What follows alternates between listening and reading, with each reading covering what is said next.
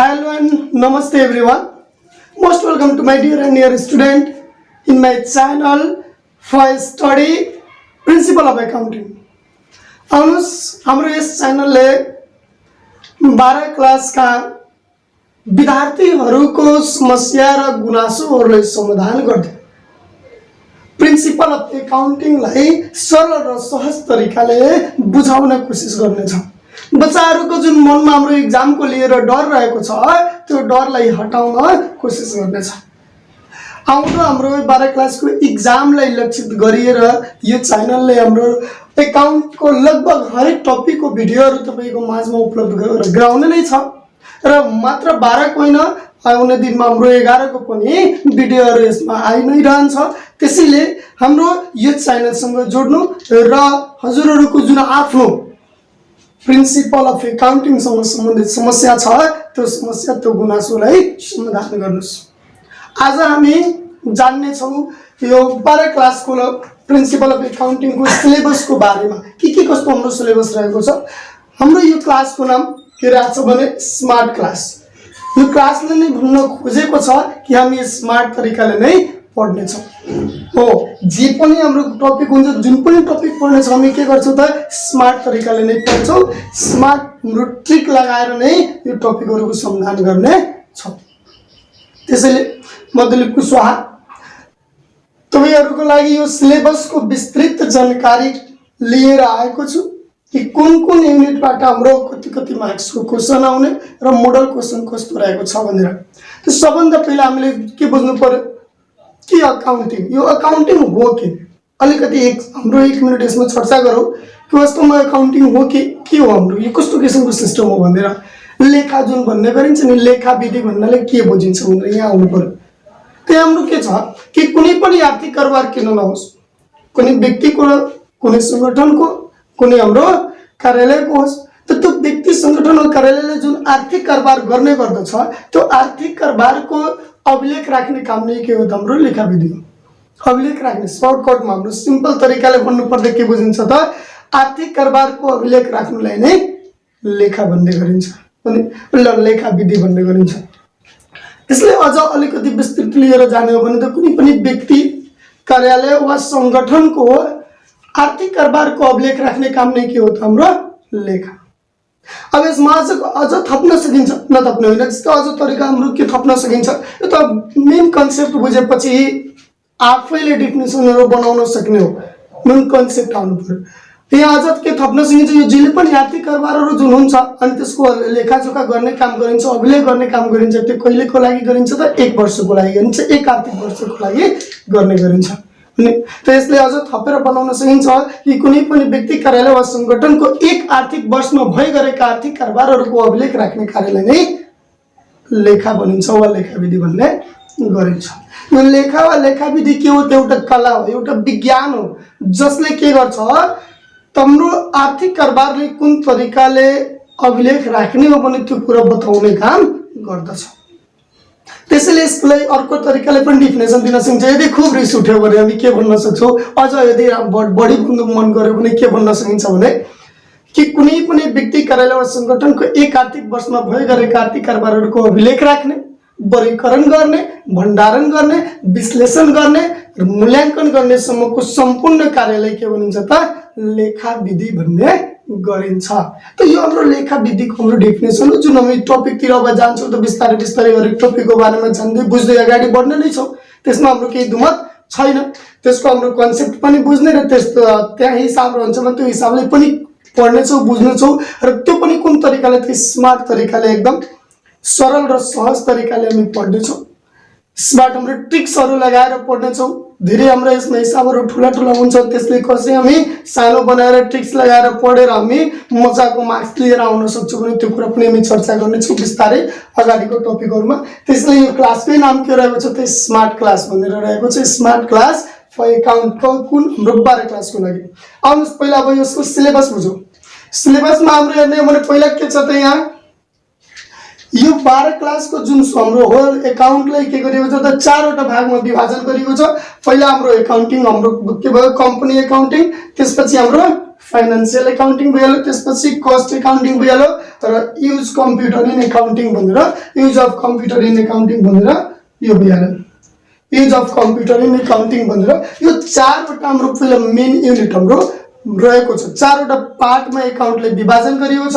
अब as a whole चारवटा पार्टलाई के गरियो विभाजन गरेपछि यसमा हाम्रो टोटल 18 वटा युनिटहरू राखिएको, हाम्रो टपिकहरू राखिएको छ। यो चारवटा युनिट भइहाल्यो। यो चारवटा युनिट हाम्रो को बिचमा हेर्ने हो भने के छ त एज अ होल 18 वटा हाम्रो टपिकहरू राखिएको छ। युनिट 1 मा हाम्रो 5 वटा टपिक रहेको छ। युनिट 2 मा हाम्रो आउने हो भने यहाँ 3 वटा टपिक रहेको छ र युनिट हाम्रो 3 मा आउने हो भने यहाँ हाम्रो 9 देखि 15 सम्मको हाम्रो टपिक रहेको छ र युनिट हाम्रो यहाँ 4 मा आउने भने यहाँ पनि के त 3 वटा टपिक रहेको छ। त यो हिसाबले हाम्रो यहाँ टपिकहरू बाँडिएको छ। अब कुन टपिकबाट कति कति मार्क्सको क्वेसन आउँछ यो कुराले हामीले बुझ्नुपर्ने हो नि। सबभन्दा पहिला आउँ यहाँ कम्पनी एकाउन्टिङ। कम्पनी एकाउन्टिङ यहाँबाट हाम्रो कति कति मार्क्सको क्वेसन आउँछ। जस्तै यो कम्पनी फर्मुलेसन भनेर यो जुन टपिक छ यो टपिकबाट 2 वटा हाम्रो 2 मार्क्सको क्वेसन आउँछ, जसमा के छ 1-1 मार्क्स गरेर क्वेसन दिने गर्दछ। 1-1 मार्क्स गरेर यसमा क्वेसन दिन्छ, 2 मार्क्सको क्वेसन आउने गर्दछ। त्यसपछि share and share capital of a company भनेको छ, जसलाई issue of share of cash पनि भन्ने गरिन्छ। यहाँबाट हाम्रो के हुन्छ यो issue of share of cash भन्ने गरिन्छ। यो जुन हाम्रो टपिक छ र forfeiture and reissue of share भनेर छ। यो दुवै टपिकलाई मिलाएर हाम्रो क्वेसन दिने गर्दछ। Issue of share of cash and forfeiture and reissue share of cash भनेर यो दुवैबाट मिलाएर हाम्रो के हुन्छ त 5 मार्क्सको क्वेसन आउने गर्दछ। यो दुवैबाट मिलाएर हाम्रो 5 मार्क्सको क्वेसन आउँछ। दुवैबाट मिलाएर 5 मार्क्सको क्वेसन आउँछ। अब यसपछि यहाँ आउनुस् issue of share for other than cash. Issue of share for other than cash यहाँबाट हाम्रो के हुन्छ त 2 मार्क्सको क्वेसन हुने गर्दछ। यहाँबाट 2 मार्क्सको क्वेसन। एकाउन्टिङ फर डिबेन्चर भनेर यहाँबाट हाम्रो 3 मार्क्सको क्वेसन आउने गर्दछ। एकाउन्टिङ फर डिबेन्चर भनेर यहाँबाट के हुन्छ त हाम्रो 3 मार्क्सको क्वेसन आउने गर्दछ पर्यो। जस्तै यो दुईटा क्वेसन मिलाएर यो दुईटा जुन टपिक छ यो दुवै टपिक मिलाएर हाम्रो क्वेसन दिने गर्दछ 5 मार्क्सको, जसमध्ये अदर देन क्याश भनेको 2 मार्क्सको हुन्छ र डिबेन्चर 3 मार्क्सको गरेर 5 मार्क्सको क्वेसन हुन्छ। दुवै एउटै क्वेसनमा मिक्स गरेर आउने गर्दछ। यो दुईटा टपिक मिलाएर एउटा क्वेसन आउँछ जुन 5 मार्क्सको क्वेसन हुन्छ र यो माथिको जुन हाम्रो टपिक रहेको छ फर्मुलेसन भनेर 2 मार्क्सको आउँछ र यहाँबाट हाम्रो थ्योरी नै 2 मार्क्सको आउँछ। 2 मार्क्सको थ्योरी 1-1 मार्क्स गरेर आउने गर्दछ। यो तरिकाले हेर्नु पर्दा यो एक हाम्रो कम्पनी एकाउन्टमा एज अ होल कति मार्क्सको क्वेसन आयो त हाम्रो एज अ होल 12 मार्क्सको क्वेसन आएको छ। कम्पनी एकाउन्टमा हाम्रो 12 मार्क्सको यहाँ क्वेसन आएको छ। अब यो 12 मार्क्सको क्वेसन कसरी छ, एउटा 1 मार्क्स, अर्को फेरि 1 मार्क्स, अर्को 5 मार्क्स, अर्को 2 मार्क्स र अर्को 3 मार्क्स गरेर यसो हाम्रो क्वेसन दिने गर्दछ। त यो हिसाबले हाम्रो यो कम्पनी एकाउन्टिङबाट क्वेसन आउँछ। अब आउनु पर्यो यो फाइनेन्शियल एकाउन्टिङ। फाइनेन्शियल एकाउन्टिङबाट कुन तरिकाले क्वेसन आउँछ, कुन हाम्रो टपिकबाट कति कति मार्क्सको क्वेसन आउँछ। यो हाम्रो युनिटमा सबभन्दा बढी मार्क्स क्यारी गर्ने भनेको यो हाम्रो financial statement of a company. Financial statement of a company भनेर रहेको छ। यहाँबाट के हुन्छ त एउटा फाइनल एकाउन्टको हाम्रो क्वेसन आउँछ जुन 5 मार्क्सको लागि हुन्छ। त्यसपछि अर्को हाम्रो के हुन्छ यहीबाट एउटा हाम्रो आउँछ के त इन्कम स्टेटमेन्ट जुन मोडर्न मेथडको हुन्छ। ओडी हाम्रो traditional method of final account भयो। मोडर्न मेथडमा हाम्रो इन्कम स्टेटमेन्ट जुन छ इन्कम स्टेटमेन्ट भनेको 8 मार्क्सको क्वेसन यहाँबाट आउँछ। 5 मार्क्सको यहाँबाट हाम्रो एउटा फाइनल एकाउन्ट, 8 मार्क्सको क्वेसन आउँछ हाम्रो इन्कम स्टेटमेन्ट जुन मल्टी स्टेप पनि हुन सक्छ वा एनएफआरएस पनि हुन सक्छ। त्यो 8 मार्क्सको क्वेसन आउँछ र अर्को हाम्रो यहाँबाट अब आउँछ के त 1 मार्क्सको क्वेसनहरु पनि यहीबाट आउने गर्दछ। हाम्रो 1-1 मार्क्सको क्वेसनहरु यहीबाट आउने गर्दछ। त्यो हामी चर्चा गरौँला नि।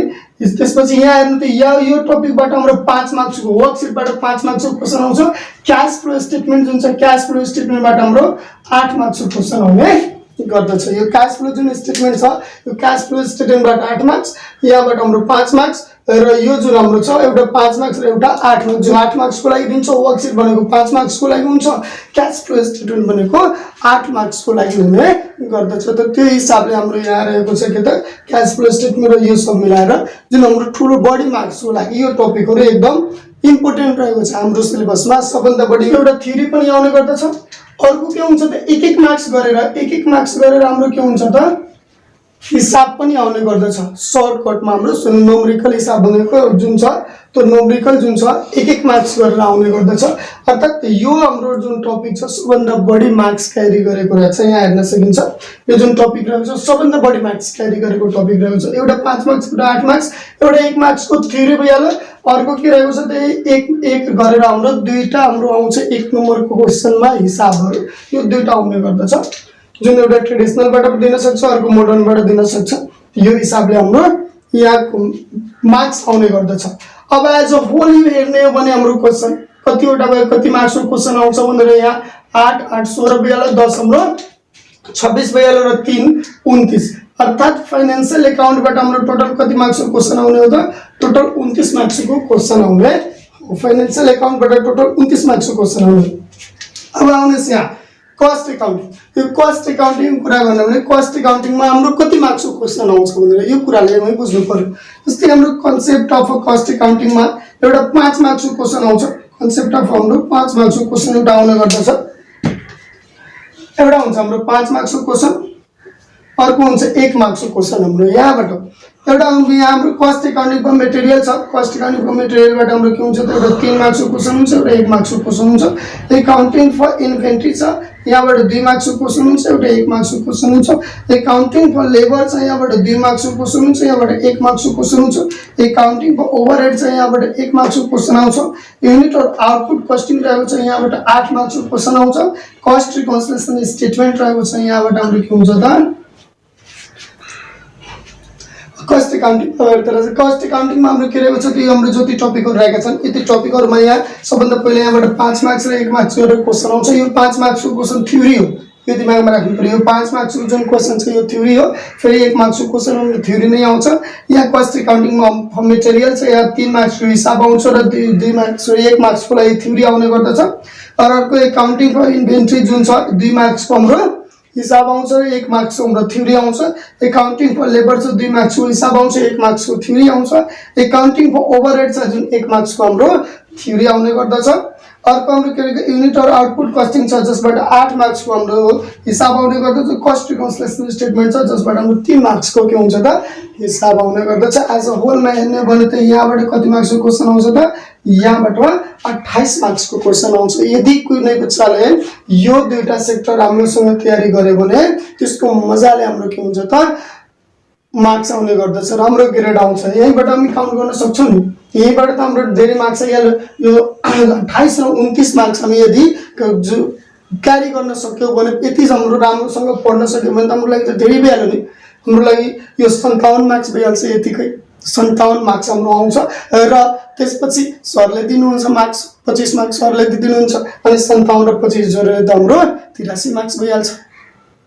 त्यो हिसाबले हाम्रो यो के हुन्छ त मार्क्स आउँछ। अब रहेको कुरा यो अर्को हाम्रो use for accounting use for computer in accounting. अब यसमा रहेको छ हाम्रो 3वटा टपिक। 3वटा टपिकबाट के रहेको छ, एउटा 5 मार्क्सको क्वेसन र एउटा 1 मार्क्सको क्वेसन आउने हो। एउटा 5 मार्क्सको क्वेसन आउँछ र एउटा 1 मार्क्सको क्वेसन आउँछ। यो पुरा थ्योरी क्वेसन नै रहेछ। अब यो 3वटा युनिटबाट जहाँबाट पनि आउन सक्छ, एउटा 5 मार्क्सको क्वेसन र अर्को 3 मार्क्सको क्वेसन भनेर जहाँबाट पनि यहाँ आउने सम्भावना रहेको छ। यो हिसाबले के हुन्छ त यहाँ हाम्रो क्वेसन आउने गर्दछ। त यो भइहाल्यो एज अ को लागि। अब यसमा हाम्रो बुझ्नुपर्ने एउटा कुरा के रहेको छ कि हाम्रो एक्जाममा जुन मोडल क्वेसन आउँछ त्यो कति किसिमको हुन्छ भनेर, कस्तो मोडल क्वेसन हुन्छ। त मोडल क्वेसनको यदि हामीले कुरा गर्ने हो भने यसको मोडल क्वेसन, त मोडल क्वेसनमा के हेर्न सकिन्छ, 1 मार्क्सको क्वेसन 11वटा हाम्रो हुने गर्दछ। 1 मार्क्सको जुन क्वेसन छ 11वटा हुन्छ। अर्को हाम्रो के रहेको छ त अब 5 मार्क्सको क्वेसन हाम्रो छ र 8 मार्क्सको क्वेसन हाम्रो 3वटा हुने गर्दछ। आज होलमा हाम्रो यो हेर्न सकिन्छ क्वेसन 1 मार्क्सको क्वेसन, 5 मार्क्सको क्वेसन र 8 मार्क्सको क्वेसन 3 तरिकाले एक्जाममा गर्दछ। अर्थात् एज अ होलमा टोटल हाम्रो 22वटा क्वेसन एक्जाममा सोध्ने हो। 22वटा क्वेसन एक्जाममा सोध्छ। 22वटा क्वेसन हेर्न सक्नुहुन्छ कि फर्स्ट युनिटबाट 22 मार्क्सको क्वेसन हुन्छ, सेकेन्ड युनिटबाट 29 मार्क्सको क्वेसन हुन्छ, थर्ड युनिटबाट हाम्रो 28 मार्क्सको क्वेसन र फोर्थ युनिटबाट हाम्रो 6 मार्क्सको हुन्छ एउटा र टोटल हाम्रो कति त 6 मार्क्सको क्वेसन हुने गर्दछ।